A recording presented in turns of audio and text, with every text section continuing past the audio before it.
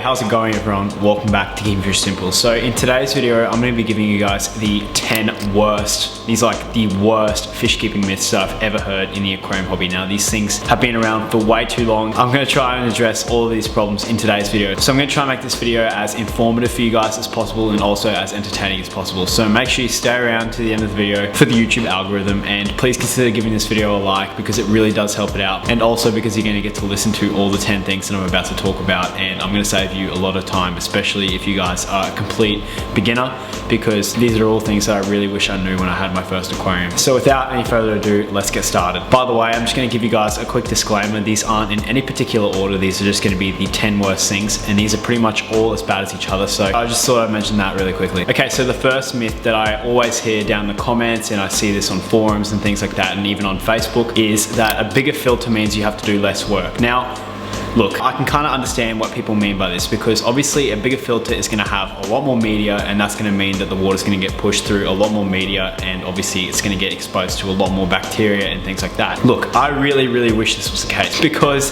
if this was the case, I'd have a pool out in my backyard, I'd have all my aquariums filtered to that pool, and I'd turn that big pool into a filter. Now, obviously that's not reasonable, that's not going to happen, and it's not going to make much of a difference to the fish. In fact, it's probably going to be really bad for the fish tanks, and obviously that's just a very exaggerated example. Look, your aquarium's never going to be a perfect balance. The things that really matter in the aquarium aren't the algae and things like that. It's going to be what's in the water that you can't see. So the nitrates and the ammonia and all that kind of stuff is just really nasty, and no matter what kind of size filter you have, you're always going to be dealing with them, and the best way to deal with them is to do water changes. So I'm not telling you guys that a bigger filter is not going to be easier on you. A bigger filter is obviously going to be able to take out a bit more debris, but it's not going to do the job, and it's not going to mean less work for you. So a bigger filter is just going to be a bigger filter, and honestly it's not going to make that big of a difference, and this is all in my experience, and I think this is in also a lot of other people's opinions. A bigger filter definitely does not mean less work at all. Now the second thing that I hear like all the time is that you can get fish that clean the tank for you. So people often are talking about Bristlenose plecos, but there's a whole other range of fish that they're normally talking about, and these are often referred to as cleaning fish.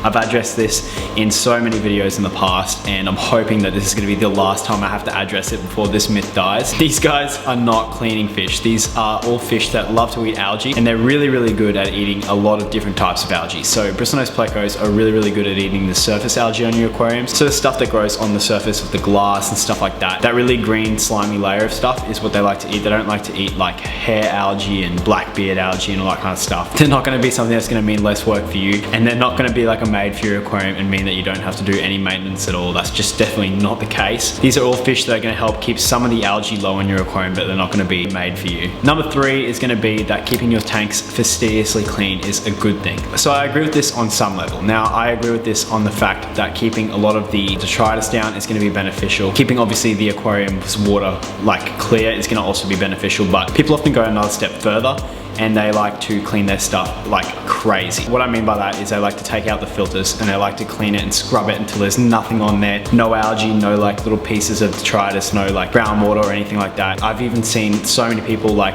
that have no idea what they're doing, and these are the people that go to like a pet store and just pick up fish for like the sake of having fish. These people, what they like to do is they completely like turp the tank. So when they have to clean it, they'll literally pick up the aquarium, take everything out of it, take all the gravel out, and they'll clean everything. And they'll do this like twice a year instead of doing frequent water changes. Now, this is going to be the worst thing for your aquarium. This is because of a little thing called the nitrate cycle. I'm going to quickly explain something for all you beginners. There's basically a cycle of chemicals in your aquarium that happens. So what happens in your aquarium is fish produce waste. So that waste is going to fall to the bottom of the aquarium. That's going to turn into ammonia. This is going to then turn into nitrites and then nitrates. And then the plants in your aquarium and stuff like that are going to use those nitrates to grow. And basically this cycle in your aquarium is happening all the time. And by being fastidiously clean, the bacteria that do all of these processes that hide in the filter and especially in the gravel and all surfaces in the aquarium will all be killed. So that's really dangerous for your fish, because what's going to happen is you're going to add your fish back to the aquarium, or you're going to add your filter that's perfectly clean back to the aquarium again, and you're going to have huge ammonia spikes in the aquarium, and ammonia is super deadly to fish. So why are you going to have huge ammonia spikes? Well, because you've killed all of your bacteria that run the cycle. So the fish are going to produce as much waste as they did before. Now when the waste turns into ammonia, there's nothing to turn into nitrites and then nitrates. So that's just a really quick warning for you guys. Keep your aquariums clean by cleaning out all the detritus around the aquarium and making sure that you don't have any extra fish food and stuff like that. I really don't want you guys to go and clean filters and stuff like that with tap water. So when it comes around to cleaning your filters, I definitely recommend to clean your filters in aquarium water. So the reason I say this is because aquarium water doesn't have any chlorine in it. So when you start to clean out all the sponges and cartridges and things like that, you're not going to kill the bacteria with tap water that has chlorine in it. That's going to mean that when you clean it all out, you're still going to have your bacteria in the filter media and you're not going to run into any of these problems. So number 4 is going to be to leave your tank cycle for a month. So this happens a lot. A lot of people are told this, especially when they get a new tank, because you know that little thing I was talking about before, the nitrate cycle? Well, what's going to happen is when you set up a brand new aquarium with brand new water and things like that, there's not going to be anything in the aquarium to start that nitrate cycle up, because first of all, you shouldn't add fish, because if you add fish, there's obviously going to be a huge ammonia spike. So a lot of people are told by the person at the pet store, the person at the pet store is going to sell them the tank, and they're going to want to get these people out because they have another person to tend to, or they don't care about the fish or whatever. There's a whole range of circumstances that could be happening. What they're going to tell you to do is to set up the aquarium and just leave it for a month. Look, believe me, I've done this in the past. My first ever aquarium, I left it for a couple of weeks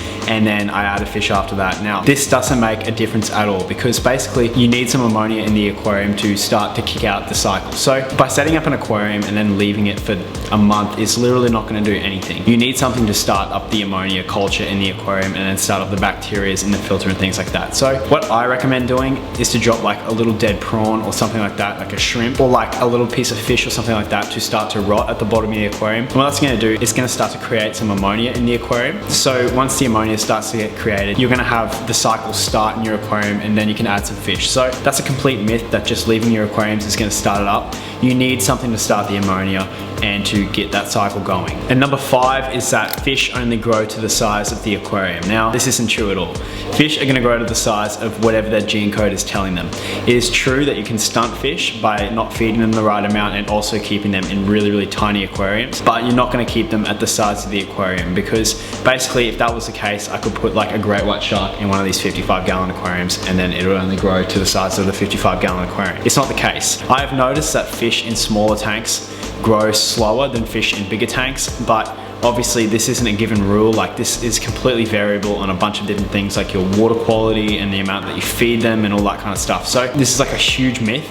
Don't ever believe this. A fish that grows to a certain size is going to grow to a certain size at some point. They don't just stay small forever. Okay, so number 6 is going to be something that really, really annoys me, and this is definitely a big myth in my opinion. I'm probably going to have a lot of people down in the comments below not agreeing with this opinion. This is just based off of a lot of my experiences with keeping fish, and I think a lot of other people kind of agree with this, so let me know your opinion down below, because I'd really like to hear what you guys have found with this. But so number 6 is going to be that the substrate bubbles in the aquarium are toxic to your fish. So this is going to be probably a little bit confusing for you super newbies out there, but basically what happens in the aquariums, especially with sand and stuff like that, is that the sand every now and then just decides to bubble. It'll release a little bubble, and the bubble will just float to the top of the aquarium and pretty much dissipate. So the way these bubbles form is because of those beneficial bacteria that I was talking about before. Those things that live in the filter and on the surfaces of things in the aquarium are very, very present in the sand beds of your aquarium.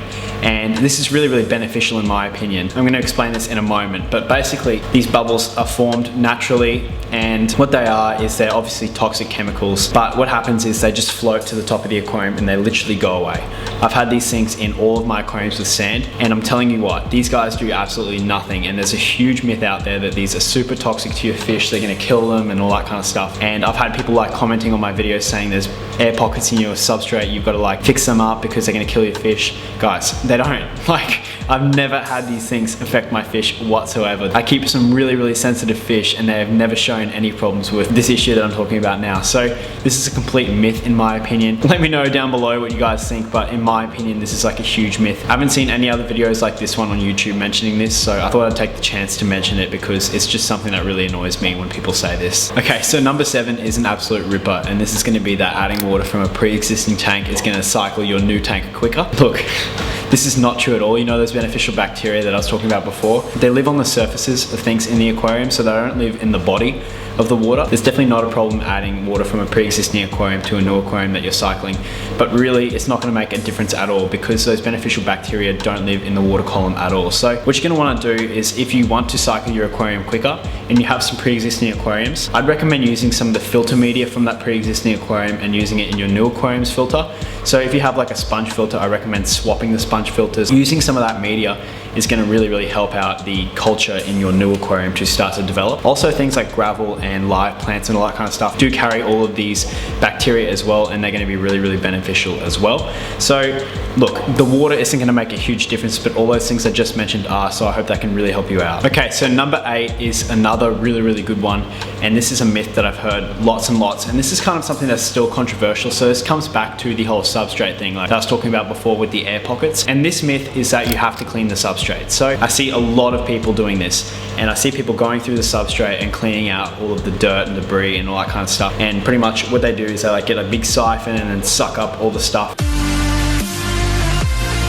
Look, I don't have a problem with this. I can see why a lot of people do it, and I think that a lot of people are having success doing this. I personally don't do this because I want to keep my aquariums as natural as possible. And like I said before, those beneficial bacteria, there's a huge amount of that stuff living in your substrate. The substrate is going to be super beneficial in taking out a lot of ammonia in the aquarium and just in general helping out the cycle in the aquarium. So I really never mess with this stuff in my aquarium. I never clean like the gravel like other people do. I don't go around there and mess it all up and adjust it and all that kind of stuff. I do, on the other hand, I take out a lot of the debris from the top of the surface of the aquarium gravel, but I never go into it and mix it up and stuff like that because there's a huge amount of gravel, as you can see, in a lot of aquariums, and you can just see how much surface area this stuff provides. So God only knows how much of this beneficial bacteria is living in there, and I would just be super upset if I like cleaned all the gravel out and I was harming all that beneficial bacteria that's actually benefiting my aquarium. I never mess with this stuff. Like, you guys definitely don't need to go through the aquarium and clean out the gravel. In my opinion, it's going to be pretty harmful to those colonies in your aquarium, and it's going to mess with the cycle of your aquarium if you start to do this. Okay, so this next one is kind of one that I haven't heard for a long time, but I still hear it,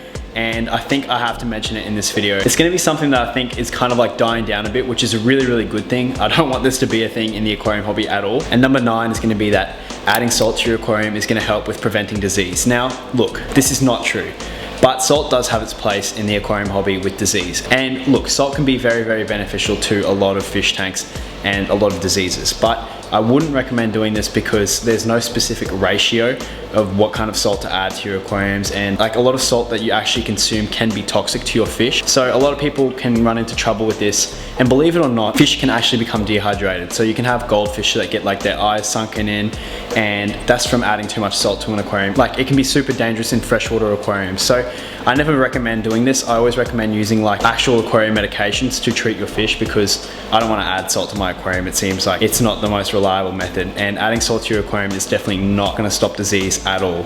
Those are not the things that you want to look out for. Like, I've also heard of a lot of other diseases actually being sped up by the addition of salt and actually helping to create a better environment for a lot of diseases. So I thought I'd just mention that because I really don't want you guys thinking that this is a rule. I've done it in the past. I've added a lot of salt to guppy aquariums. It's definitely not true. Please don't do it. You'll run into a whole bunch of problems if you start to do this. Use real medication and make sure you quarantine all your fish. And then the number 10 fish keeping myth is that smaller tanks are better for beginners. Now, look, this is not true at all. Look, in fact, a lot of smaller aquariums are actually harder to take care of than big aquariums, and this is for a few reasons. So smaller aquariums require a lot of really intricate small details because it's such a small body of water.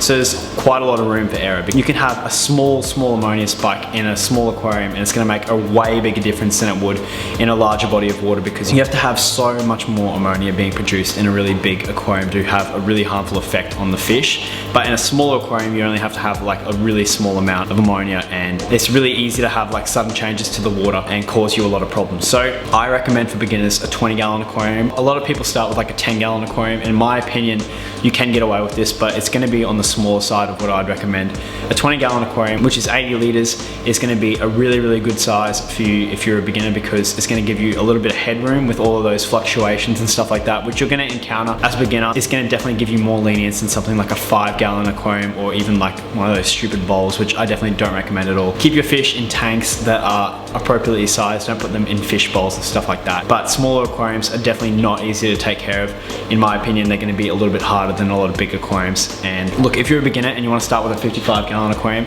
go ahead. Often people don't start with 55 gallon aquariums and bigger aquariums because they just don't have the space. But if you guys are looking into getting into fish and you want to go for a 55 gallon aquarium, be my guest. There is no problem with doing that at all. So that's pretty much going to wrap up this video, guys. Thank you so much for watching it. I really do appreciate it. I hope I've eradicated some of these myths, and I hope you guys stay away from a lot of these myths. You're going to hear them at fish clubs, you're going to hear them at pet stores and all that kind of stuff, and I hope you guys now understand what to listen to and what not to listen to. So thank you so much for watching this video, and I'll see you guys in the next one.